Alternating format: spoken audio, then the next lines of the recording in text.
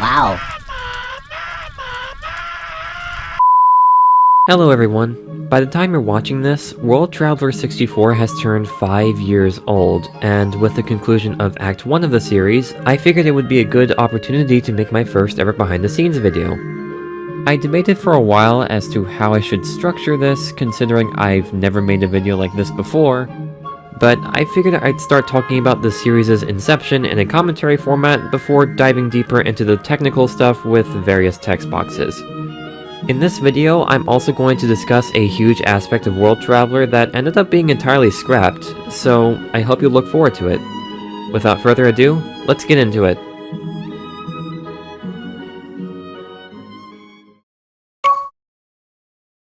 All the way back in 2018, I had rebranded my channel to Shirks, and very shortly afterwards, I released the game version of Corrupt. Both the rebrand and this game were made with the idea that I wanted to combine the lore I had built up with my Mario 64 machinimas up to that point, with the various other characters I had created from my playthroughs of several particular games. Through this, I came up with the idea of World Traveler 64, then proceeded to release the trailer for the series a year later. There's a bit more to the story than that, obviously, but I'll come back to this in a bit.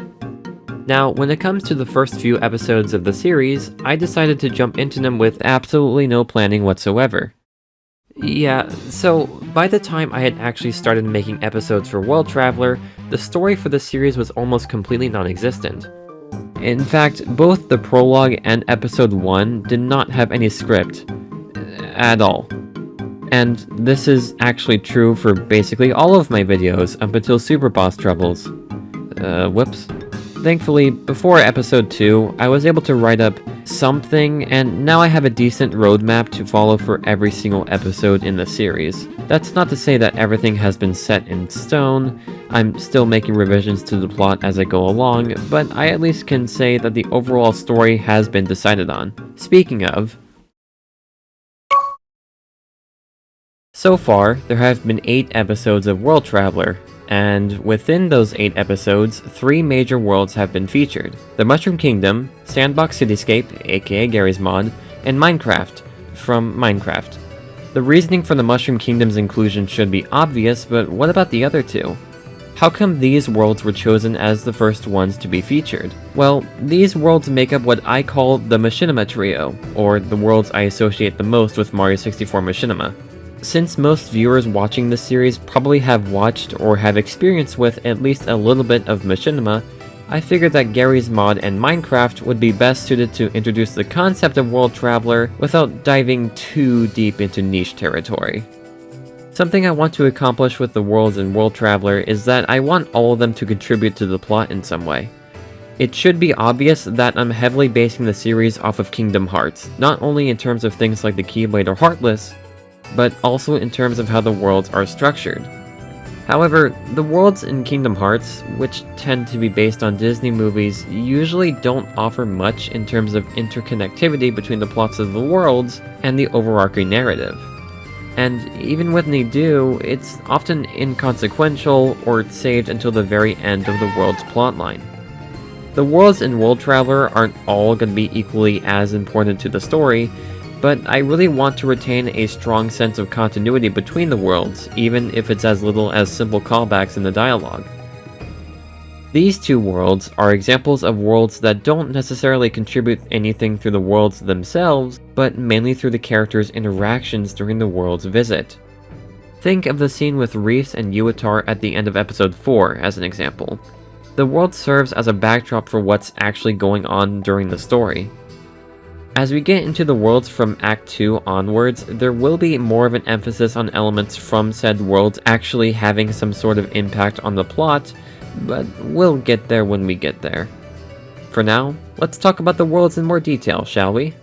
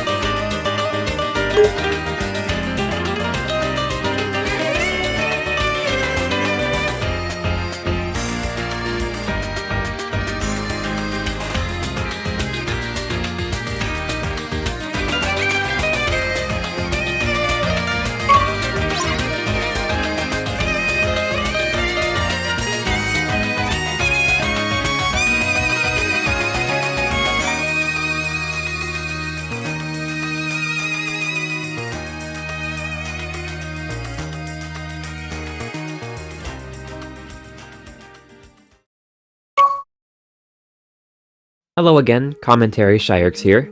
Because this video is already fairly long, I'm going to go ahead and introduce this next aspect of World Traveler, and then leave its finer details for a potential Daybreak Aura video. So if you want to see everything it has to offer, I'd recommend checking that channel out whenever I do decide to make that video.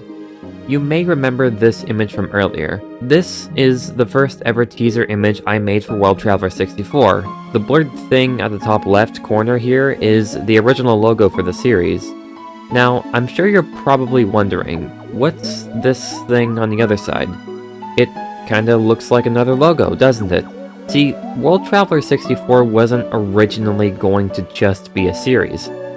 In fact, I was taking an approach similar to what I did with Corrupt, where it was originally a game before it was turned into a machinima. But instead of simply adapting a game into a machinima, both of these projects would have been developed at the same time. As for what this mysterious second project is, well, here you go.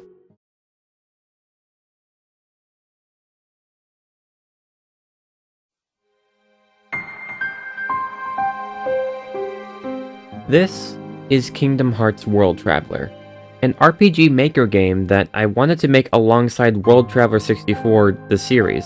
Admittedly, I have no idea how I would have pulled that off, considering the wildly different formats of storytelling that these projects have, but regardless, it's what I was attempting to do originally. Eventually, around the time I started working on the Machinima series, I decided that having a game version of World Traveler was pretty unnecessary, especially considering most of my viewer base are here for the Machinimas, not random RPG Maker games. I mean, come on, get real, right guys? Right? Anyways, what you're seeing on screen is merely a prototype. Many of the gameplay systems are incredibly unfinished, conceptual, or are just placeholders for something else. A few things from this build actually did get reused for SRA2, like these jump panels and some sprites. Once again, if you want a more in-depth overview of this prototype, just wait around a bit more and I will eventually create a second channel video with me playing through the game. To finish this video off, let's move on to the Q&A. Some time ago, I made a post asking you guys to ask me some questions regarding World Traveler 64. There's a decent amount of questions to go over, so let's go ahead and answer them. Firstly, we have a question from BlueDog2007 who asks, other than Kingdom Hearts, what were the inspirations for World Traveler 64?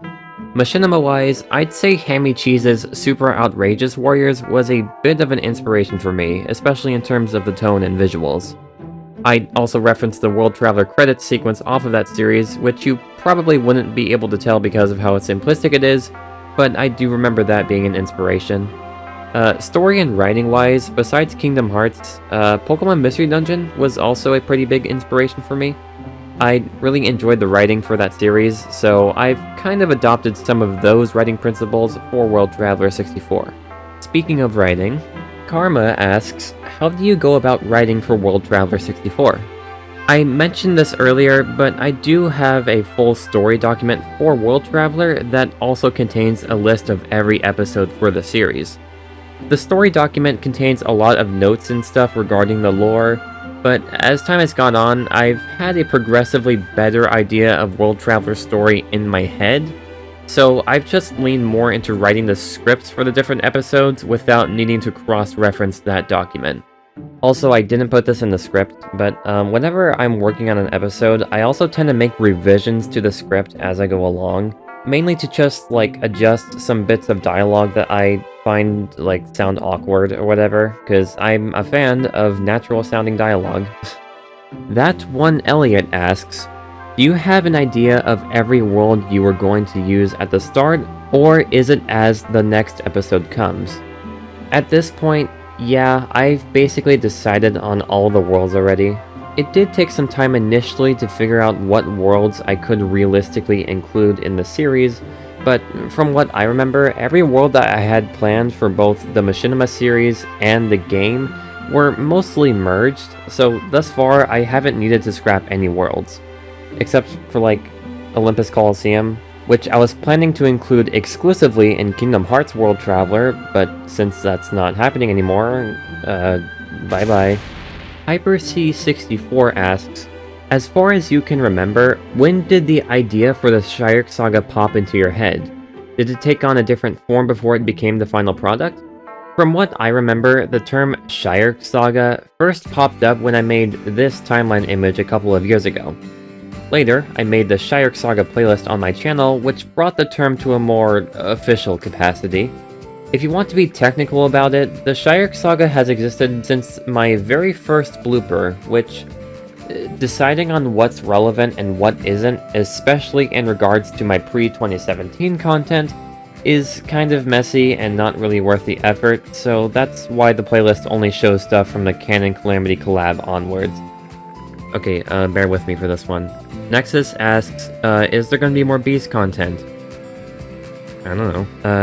Legitimately speaking though, is there anything you would change/restate that has been previously laid out in earlier episodes? As in, are there any inconsistencies? So, yes, the prologue in episode 1 especially are incredibly outdated, and I plan on remaking them sometime to better match the current story. Continuity is especially important to a series like this, so to avoid inconsistencies, I do need to revisit their scripts and overhaul them to account for the new changes. I mean, they're also the only episodes that don't use a script, so that should probably tell you everything. I do think changes to episodes 2 and 3 are necessary as well, but the first two are more important. Nexus also asks, and with Fragments of Aura being essentially canned, will Rushed Adventure 2 still have ties to the main story? Rushed Adventure 2, Final Mix specifically, is still canon, nothing's changed there. FOA was canned, but that doesn't necessarily mean it was retconned, just kinda pushed to the side. And then lastly, any chance we'll get a vague mention as to what happened to Darknar and the Dark Angels? This is more of a lore question than a World Traveler question, but in the post-reset timeline, Darknar is an in-universe video game antagonist now. Yuitar does remember the events of Light into Dark, but that series is kind of irrelevant to World Traveler's plot, so I don't think it'll ever really be directly brought up. And last but not least, we have a question from Super G64. Do you have anything planned after World Traveler is completed? No? Kind of? I don't know, it kinda depends on where I'm at whenever I do finish World Traveler. I do have some ideas, but those are more what-if scenarios at this point. One possibility is that once the series is complete, that's it. I'm done with Machinimas, I'm moving on to other projects, goodbye. On the other hand, if I feel like it's worth continuing to make Machinimas, I could potentially probably make a follow-up to World Traveler? Or maybe I could do some prequel stuff, or I could go back to making bloopers and shorts. I don't really know. I think what matters most is just the fact that I've been able to work on a series like this in the first place. This is obviously a huge undertaking for just one person, and the fact that I've even managed to get at least 5 full episodes out of this is kind of nuts in retrospect. Sure, it's taken way too long to get to this point, and there's still, like, what, 10 more episodes to go? But I'm still really proud of what I've made so far, and probably what I'm going to make in the future. Most of all, I'm extremely thankful towards all of you, who have been super supportive of this series essentially since the beginning, and there's really not a whole lot else that makes me happier than seeing people enjoy the stuff that I make. I've even seen other machinima creators directly credit me for being an inspiration for their own work, and whenever I see that, I'm like, dang, that's a small thing, but it's kind of crazy that I've become good enough at this point to inspire others to make their own content, and that's really cool to me. I'm really glad World Traveler is an inspiration to some of you, and I really hope it continues to be an inspiration to many more people. Well, that's all from me.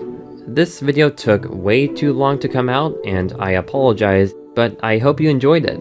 I wouldn't mind making another video like this, though I'd much rather have it not be longer than 30 minutes next time. My next video will probably be episode 7 of World Traveler. It depends on how much free time I've got, but hopefully I can get that out sometime in early 2025. It's also the start of a new act, so expect some neat visual changes going into it.